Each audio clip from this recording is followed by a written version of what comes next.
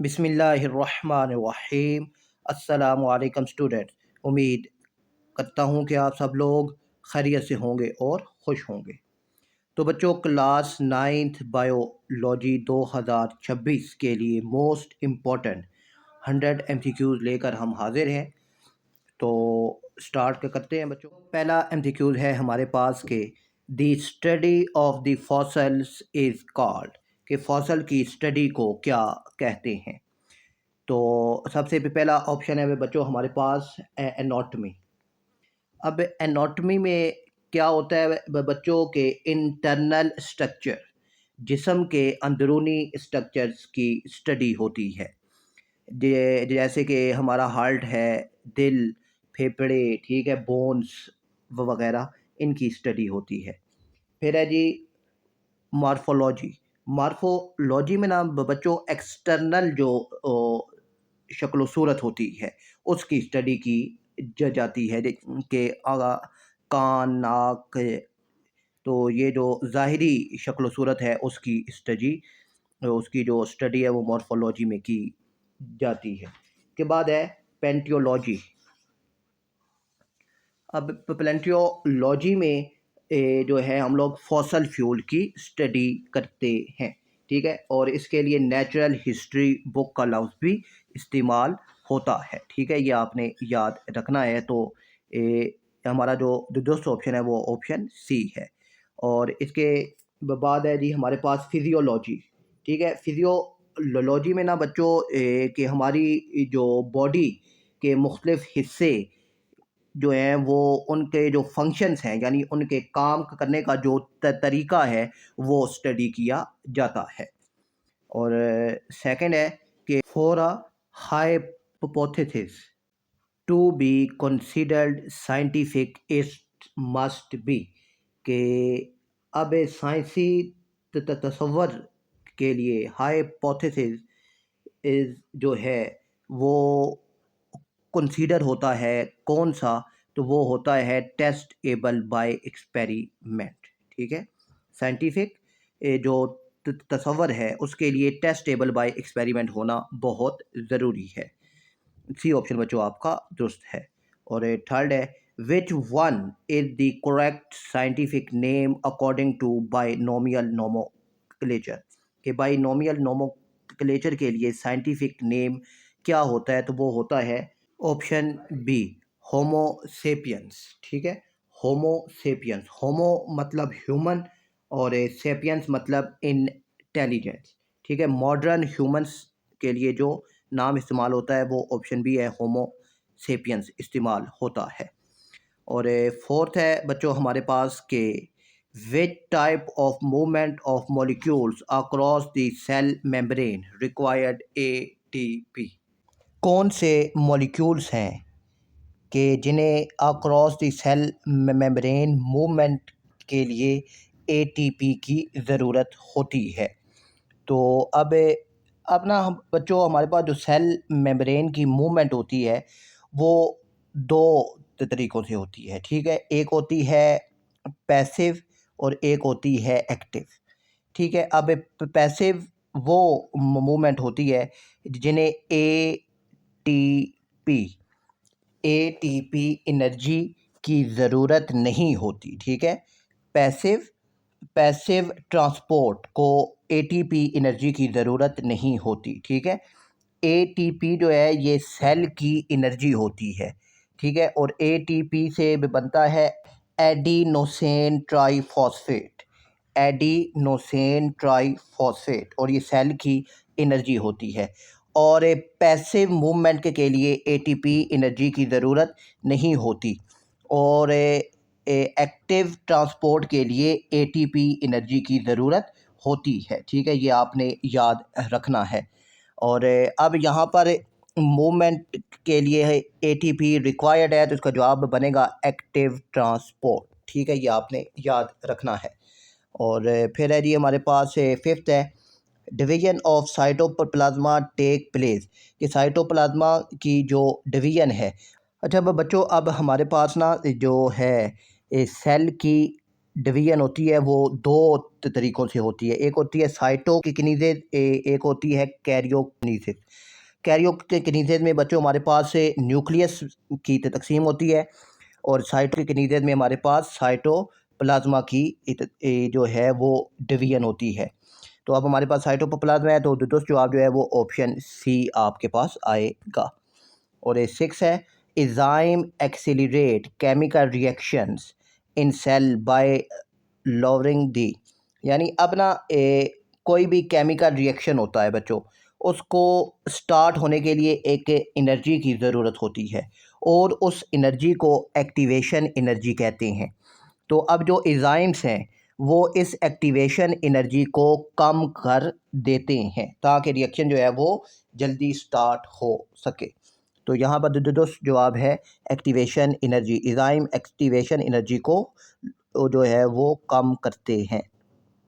और फिर है जी बच्चों हमारे पास 7th है, नेट गेन ऑफ एटीपी। ठीक है, net gain of ATP produce per glucose molecules during anaerobic respiration is. Anaerobic respiration में ग्लूकोज से जो हमें एटीपी एनर्जी मिलती है वो 2 एटीपी मॉलिक्यूल्स की मिलती है। ठीक है, ये आपने याद रखना है।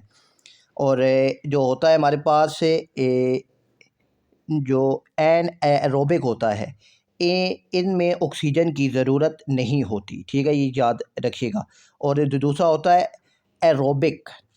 ठीक है, एरोबिक जो है उसमें हमारे पास ऑक्सीजन की ज़रूरत होती है, और एरोबिक में जो हमें एटीपी की जो एनर्जी मिलती है वो 36 से 38 तक मिलती है। ये भी आपने याद रखना है। और इसके बाद आगे नेक्स्ट है जी हमारे पास 8th है बच्चों आपके पास के, which type of blood cells are involve in forming the clots to stop bleeding. के अब खून को रोकने के लिए कौन से सेल्स हैं जो कि क्लॉट्स बनाते हैं, यानी लोथड़ा बनाते हैं, जिससे खून जो है वो रुक जाता है। तो वो बच्चे ऑप्शन डी है, प्लेटलेट्स बनाते हैं। 9th है कि movement of food in plants is explained bye. अब जो खुराक की मूवमेंट होती है प्लांट्स के अंदर उसे एक्सप्लेन होता है प्रेशर फ्लो मैकेनिज़्म, इसको एक्सप्लेन करता है। 10th है, the organelle responsible for fluid storage in given plant cell is.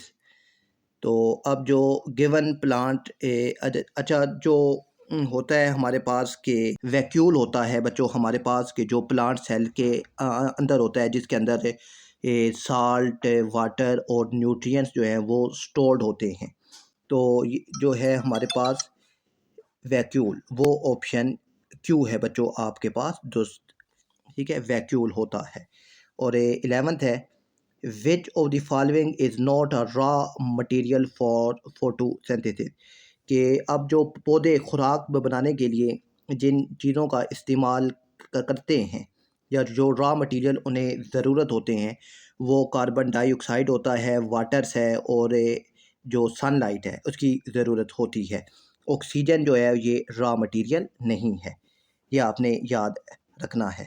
और 12th है कि severe muscle wasting extreme thinness and visible bones are. के जो पट्ठे हैं, ठीक है, उनकी कमज़ोरी होती है, और जो हड्डियाँ नज़र आ रही होती हैं। तो ये कौन सी बीमारी होती है? तो इस बीमारी को कहते हैं बच्चों ऑप्शन ए, मरासमस।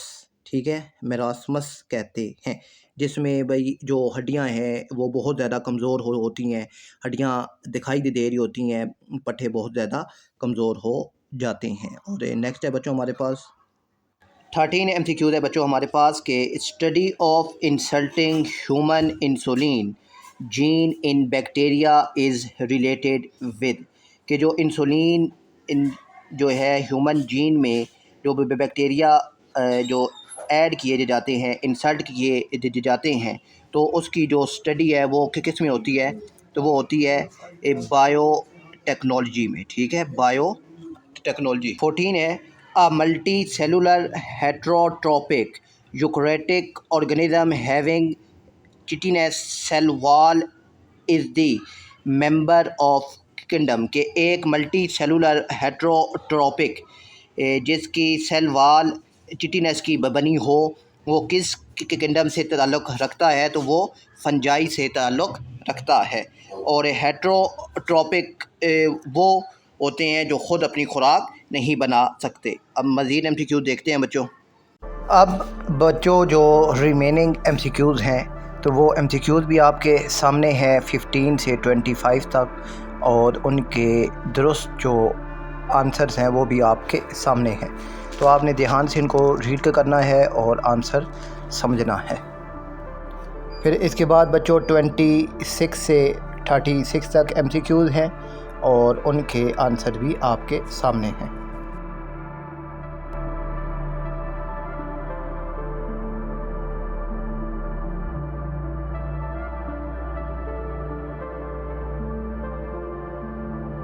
फिर बच्चों 37 से 41 तक MCQs हैं, तो इनको भी रीड आपने करना है और जवाबात जो हैं वो आपके सामने हैं।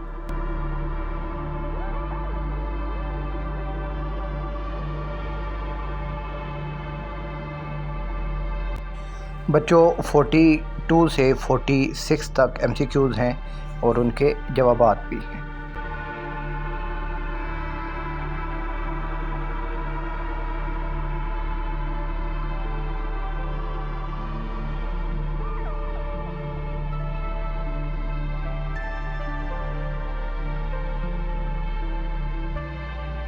इसके बाद बच्चों 48 से लेकर 54 तक MCQs आपके सामने हैं और उनके जवाबात भी।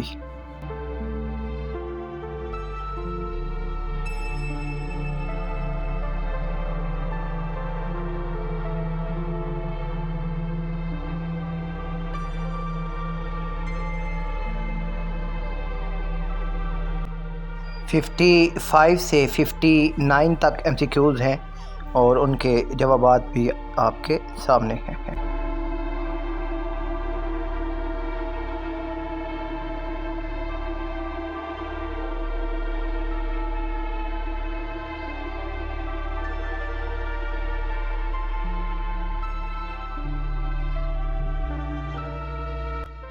सिक्सटी से 69 तक MCQs बच्चों आपके सामने है और उनके जवाबात भी। तो ध्यान से बच्चों स्टेटमेंट को आपने रीड करना है और फिर उनके जवाबात को देखना है।